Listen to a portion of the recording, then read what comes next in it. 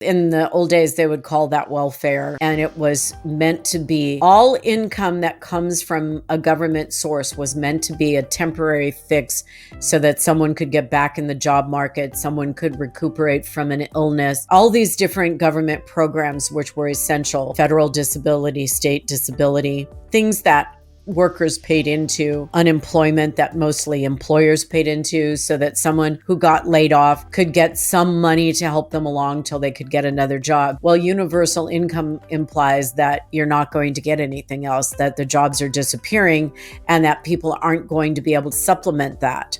That's a real big problem. Even like with Social Security, which is something that people pay into all of their lives. Social Security can never be just your income most of the time. You have to figure out a way to supplement it if you want to have a next layer of lifestyle. Social Security, even though it is not an entitlement, and I object to anybody calling it an entitlement, we have paid into that system forever, and indeed we get back probably more than we paid in. But any assistance that you get from a government agency or part-time unemployment or whatever is meant only for a temporary situation, and it's only a temporary solution to a problem that's much bigger. You've got to get out there and you've got to find a job, and that this just augments an income that you're going to go earn. So yeah, universal income, it won't work unless you're going to expect everybody to, banks to back out of mortgages, auto loans to disappear because the basic income can't cover any of that. So what the basic income is going to, universal income, what it'll cover food and water, how's it going to pay for all the things, the debt people have already gotten into? If you say, oh, we're erasing all the jobs and we're going to use universal income, well, what is the universal income going to be?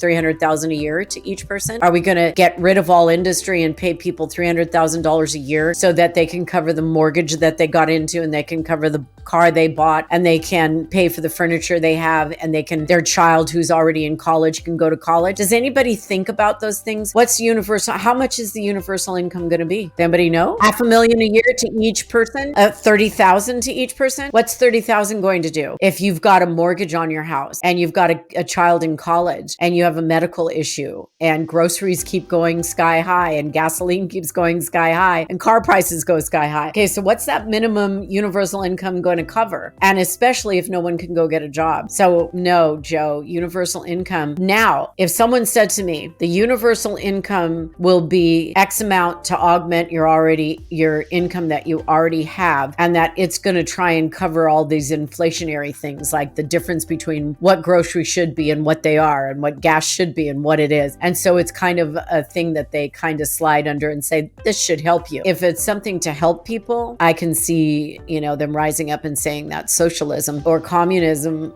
in its truest forms, is when everybody has the same thing. Nobody is higher on the rung or lower on the rung than anybody else. So no, that's very simplistic. So please understand, I'm just saying a very simplistic thing. But government funded income, who's in charge of the government? And can they decide that you don't get income? Can one country take over another country and take over that income? There are so many layers deep of all the mistakes we're making that it's unconscionable to even consider AI and universal income at this point. We can't figure ourselves out. We are still fighting in the United States in Congress over, are we going to help our veterans? There's all these people running around saying, well, we love our vets and they fought for our country and they give us our freedom and wow, we have to take care of them. And then you go to vote on something that would really take care of them and everybody goes, nah, we don't want to do that. We don't want to give that money to them, which is what exactly we should be doing, is making sure they're getting at least good care and they're not living on the street. We don't do that. As soon as we're giving the option to be a decent human being and,